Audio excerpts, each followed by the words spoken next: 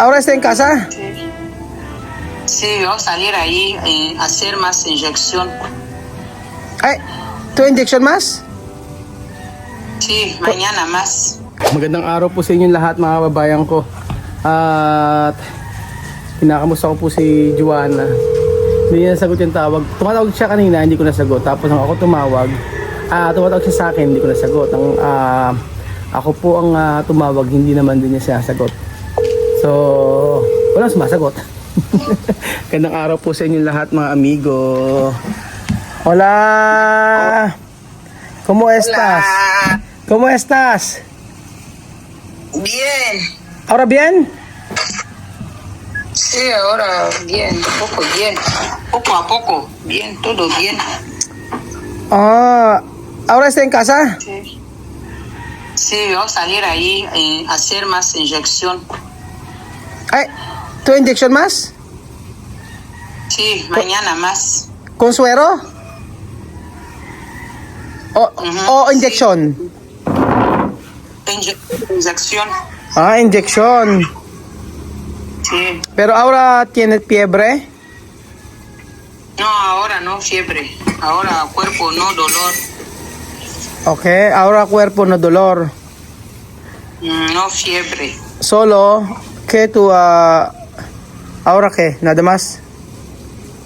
No, ahora nada más. Ahora bien, solo descansar, dormir, comer, dormir. Dios mío, gracias a Dios. Sí, Dios mío. Ahora bien, ¿no? ¿Ah? Sí, está bien, ahora bien. Sí, Porque- ahora bien. Porque ahora mi familia preguntar cómo está Joana. Hola, mi hijo. Pues sí. Hola. Hola, mi hijo. Ujú. Hola. ¿Cómo estás? Bien. Bien. ¿Cómo va de pasaporte? ¿Patapoko? Sí. Ujú. Hay que avisarme cuando pasaporte venir para yo comprar billete, ¿vale? Sí. Muy bien. Ujú. Hay que descansar, ¿ah? Sí. Yo voy a descansar, yo como después dormir. Pero ahora de cabeza está bien. Sí, ahora cabeza está bien, no dolor, no duele más, no duele. Esta china darme medicina, sí, cabeza dolor más, yo tomar medicina, pero ahora no. ¿Qué mami ko na kaya dicho? Walang signal. Ano nangyari? Walang signal. Okay na raw po si Joanna mga amigo. Wala nang sakit sa ulo. Tapos hindi naman sakit ang ulo niya, wala nang lagnat, wala nang yung fever niya, wala na rin. Tapos hindi naman sakit ang ulo niya, kumbaga okay na raw po. Kailangan lang daw po niya ay pahinga. So ayan po mga amigo. Tawagan natin habang nagkakape po si Madam. Ayan. Buti naman na okay na siya. Pinuntahan siya ni Mami Kuana kahapon eh. Sana okay naman to. Sana okay na. Kasi sabi ko kay Wesley, kumusta? Kapag ako na release yung passport, sabihin niya para makabili ng ticket. Pero hanggang ngayon wala pa po yung Hanggang ngayon wala pa po yung passport. So, ayan po. Ay nako, nakakapagod na araw po mga amigo. Ando po tayo sa Mega Saginiana at syempre gusto natin na si Joanna maging gumaling na. Kasi kahapon po talaga grabe ang kaba ko kasi nasa ospital siya. Alam niyo po yung typhoid nakukuha sa tubig dapat kasi kaya yung mga bata, yung mga anak ni Chamame, sabi ko huwag muna uminom ng tubig doon na sa may poso. Dapat uminom ng tubig na mineral water.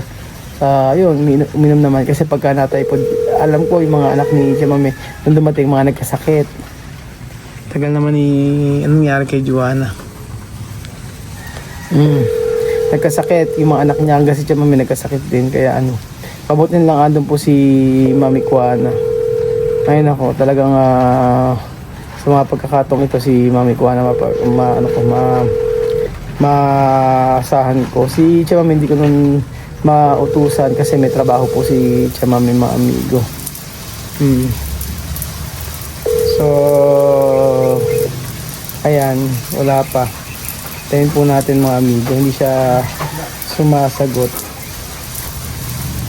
Basta importante po ay nasa bahay na siya, tapos in-injectionan siya ngayon, tapos bukas po i-injectionan po muli siya.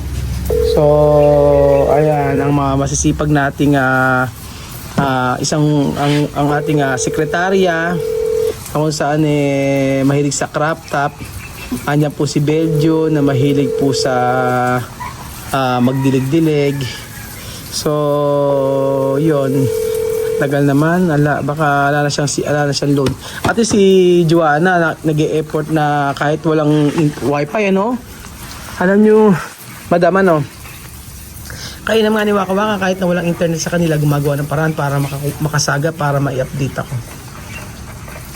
Hey nako, sabi ko nga sa inyo, kaya ikaw pagka naranasan mo yung malaria at saka typhoid, parang mamamatay.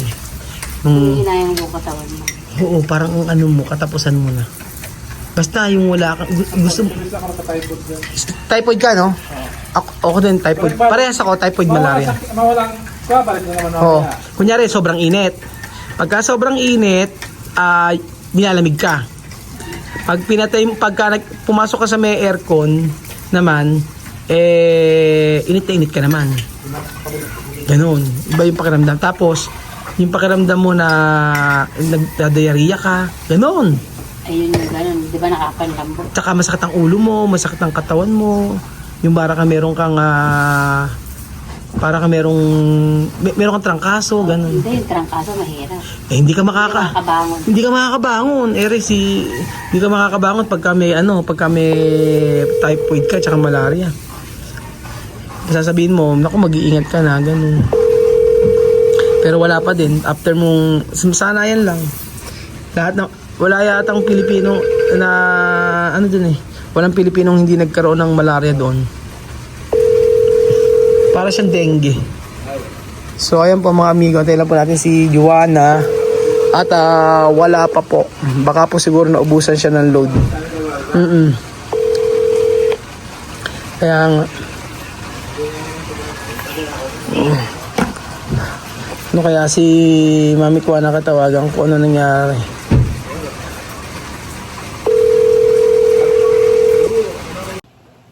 Kauwi ko lang po ng bahay mga amigo at eto.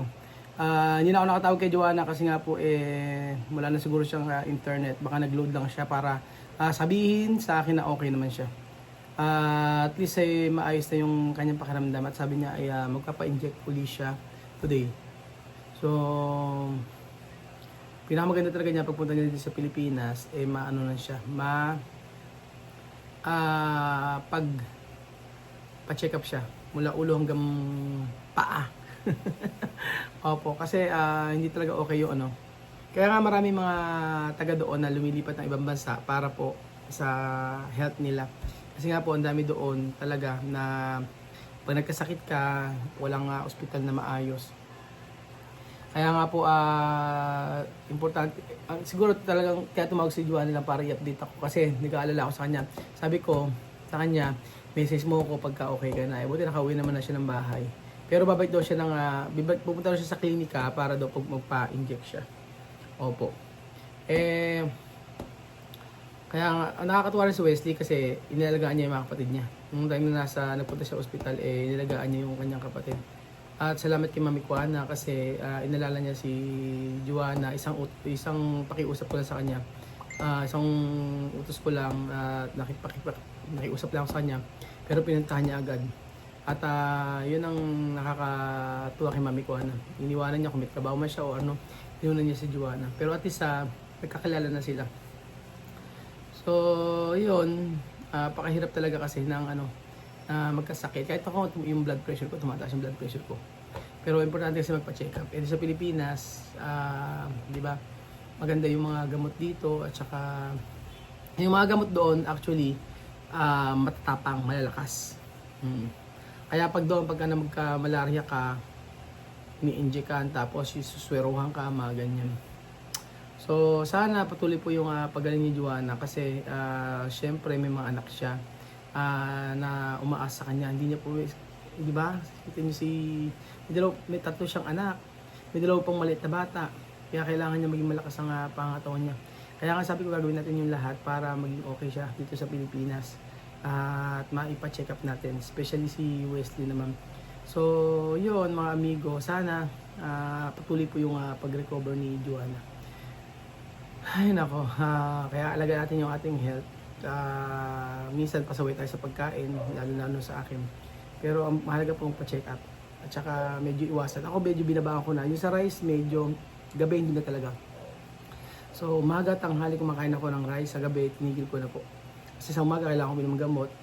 Sa gabi, kung hindi po mga light na pagkain lang po, mga gulay, ganun. Tsaka yung kunyari may nagsinigang kami, mga gulay lang kakainin ko, tsaka para makainom lang ako ng gamot.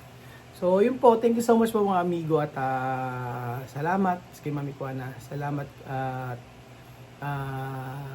nandun na siya at pwedeng maging kaagapay ni Joanna ano man yung mangyari sa kanya doon. Thank you so much po. God bless.